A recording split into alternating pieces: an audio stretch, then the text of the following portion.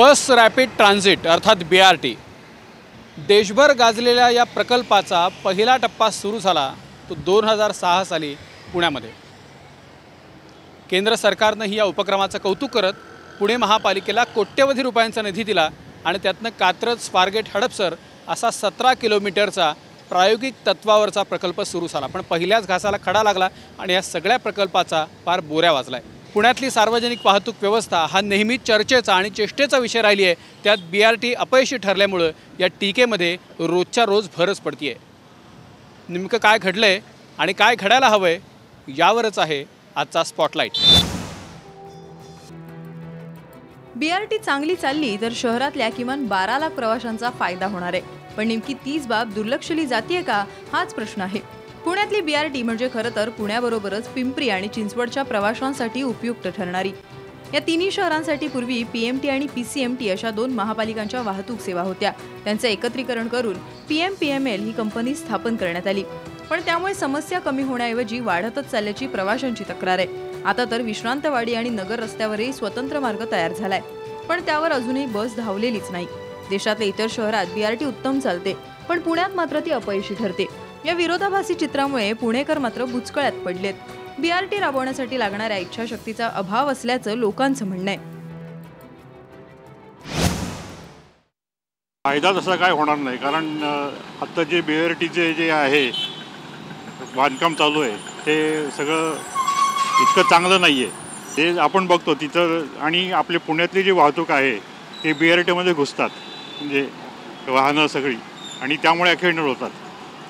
तर त्यासाठी वेगळी काहीतरी व्यवस्था करावी लागणार आहे। BRT तिथं इतर वाहनांना येऊ शकणार नाही अशी व्यवस्था करावी लागेल। लोकसंख्येच्या तुलनेत कमी असलेल्या बसेस, शहरात खाजगी वाहनांची वाढलेली संख्या, त्यामुळे होणारी वाहतूक कोंडी, वाढलेलं प्रदूषण या सगळ्याचा मोठा त्रास पुणेकरांना सहन करावा लागतो। त्यातून मार्ग काढण्यासाठी BRTचा प्रकल्प राबवला गेला।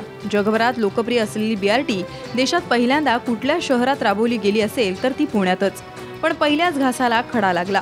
केंद्र सरकारने JNNURM या योजनेअंतर्गत BRTला 500 कोटी रुपयांहून अधिक निधी द्यायला मंजुरी दिली।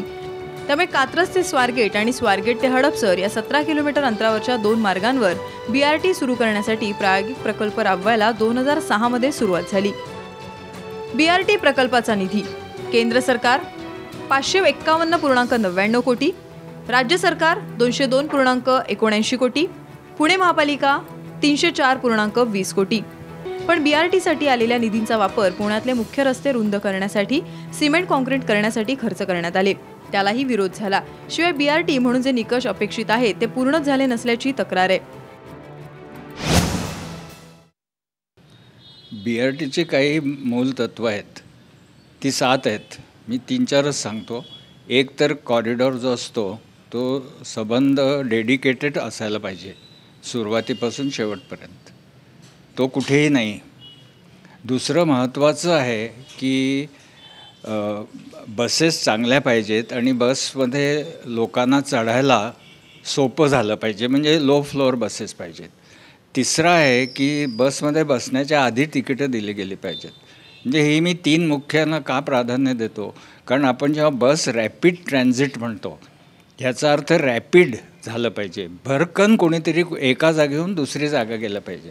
आता ह्याला चौथं महत्त्वाचं तत्त्व असं आहे की ज्याला आपण म्हणतो की पॅसेंजर लीड, म्हणजे आपला एक प्रवासी PMPMLचा तो सरासरी किती ट्रॅव्हल करतो एका दिवसात, ते CIRTनी काढलेलं आहे। आणि आपल्या पुणे मनपाला 11.7 किलोमीटर हे सरासरी लोक बसमधनं जातात, आणि PCMCला हे 14 किलोमीटरच्या वर आहे। तेव्हा इंडस्ट्री नॉर्म काय आहे की तुमचं जो ट्रान्झिट सिस्टीम असेल, म्हणजे BRT घ्या, मेट्रो घ्या, ती कमीत कमी तुमची जी सरासरी आहे त्याच्याहून जास्त पाहिजे। आपल्या इथे आता आपला जो पथदर्शी BRT आहे पायलट, तो आहे 14 किलोमीटर, पण तो इतर ठिकाणी त्याचा बोऱ्या वाजला आहे। पण आता जे नवीन PMCने केलं आहे तो कुठेच नाही आहे। 11 किलोमीटर तर सोडा, 4 किलोमीटर 5 किलोमीटर एवढेच आहेत। प्रायोगिक म्हणून राबवले गेलेले कात्रज आणि हडपसर हे दोन्ही बीआरटी मार्ग राष्ट्रीय महामार्गावर आहेत. त्यामुळे बीआरटीसाठी राखीव ठेवलेल्या लेनमधून एसटी बसेसही धावत होत्या. शिवाय खासगी गाड्यांचं अतिक्रमणही या मार्गावर होत असल्याने त्या मार्गाला बीआरटीचं स्वरूप कधी प्राप्तच झालं नाही. मुख्य रस्त्याच्या मध्यभागी बीआरटीची लेन असल्याने रस्त्यावरून धावणाऱ्या इतर गाड्यांसाठी स्वतंत्र सिग्नल यंत्रणा अपयशी ठरली. त्यातच आता कात्रज धनकवाडी परिसरात 2 वर्षांपासून उड्डाणपुलाचं काम सुरू आहे. तर स्वारगेटला सुरू झालेलं उड्डाणपुलाचं काम किमान 3 वर्ष चालेल असा अंदाज आहे. त्यामुळे तिथल्या बीआरटीला अर्थ उरलेला नाही.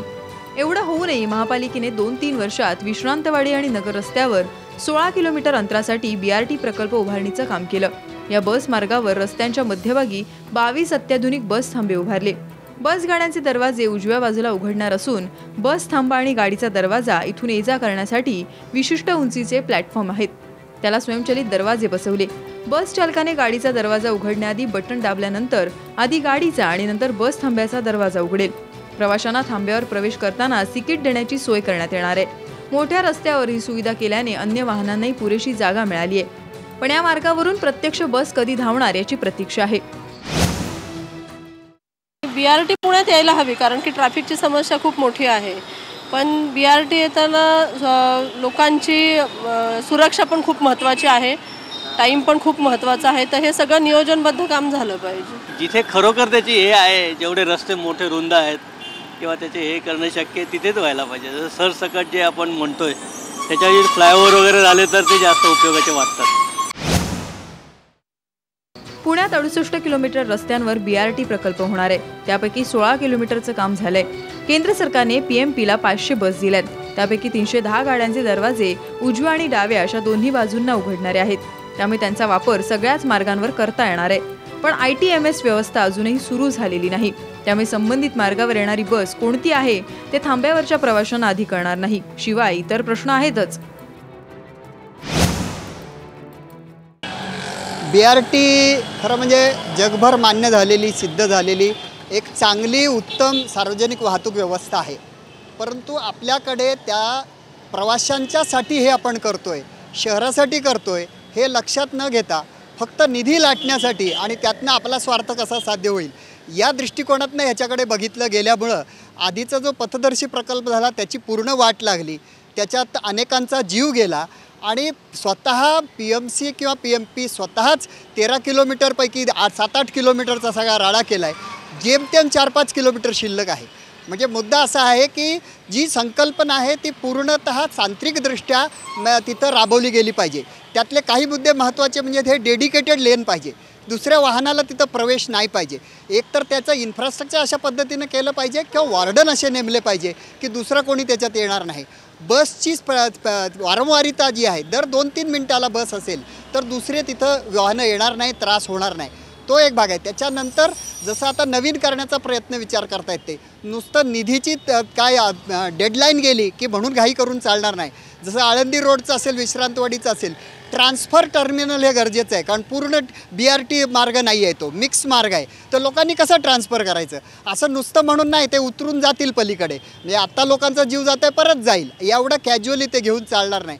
हे करणं गरजेचं आहे. आणि त्यांनी काही योजना जाहीर केल्या होत्या, तिथं जे काही अपूर्तता आहे अशीच घाई इकडं जे पथदर्शी पायलटला केली तसं करायचा प्रयत्न करतायत, लेवल बोर्डिंगचा प्रयत्न करतायत. पण अजून बसची जी उंची आहे आणि स्टॉपची उंची आहे त्याच्यात फरक आहे. तो काढल्याशिवाय लोकांना निश्चितपणे ते धोक्याचंच होईल. बस तिथं कसं थांबवायची, त्याला जे स्ट्रोलर असतील, गाईड पॉईंट्स असतील ड्रायव्हरसाठी, हे अनेक गोष्टी अजून अपूर्ण आहेत. या मार्गावर BRT सुरू करावी असा महापालिकेचा आग्रह आहे. पण वाघोली आणि विश्रांतवाडी ट्रान्सफर टर्मिनल सुरू करावं. पुणे आणि पिंपरी चिंचवडमध्ये BRT सुरू करण्यासाठी 705 गाड्यांची आवश्यकता आहे. BRTचे प्रस्तावित मार्ग: वारजे ते वाघोली 22 किलोमीटर, कोथरूड ते विश्रांतवाडी 17 किलोमीटर, हडपसर ते धायरी 17 किलोमीटर, कात्रज ते काळेवाडी 17 किलोमीटर. ITMS व्यवस्था सुरू करावी, थांब्यांवर वॉर्डन नेमावेत अशा सूचना PMP प्रशासनाने केल्यात.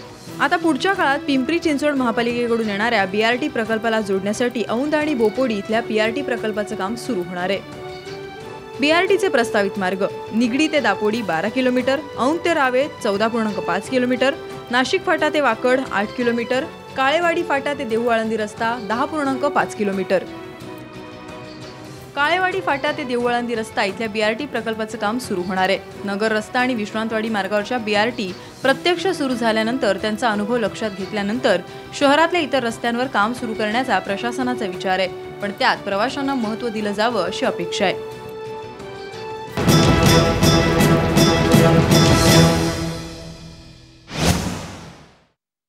BRT यशस्वी ठरली की अपयशी एवढ्यापुरती मर्यादित ही चर्चा नाही. अंतिमतः ही सगळी यंत्रणा PMPतनं प्रवास करणाऱ्या 12 लाख प्रवाशांसाठी आहे. केवळ सार्वजनिक वाहतूक व्यवस्था चांगली नाही म्हणून घरोघरी दुचाकी घेणारे पुणेकर आहेत, पण त्यामुळं वाहतुकीच्या समस्येत दिवसेंदिवस भर पडते. ही समस्या आणखी गंभीर होऊ द्यायची नसेल तर त्या 12 लाख प्रवाशांचा पर्यायानं सक्षम BRTचा विचार होणं गरजेचं आहे. कॅमेरामन संपत मोरे आणि किरण काजळेसह स्वप्नील बापट, साम TV, पुणे.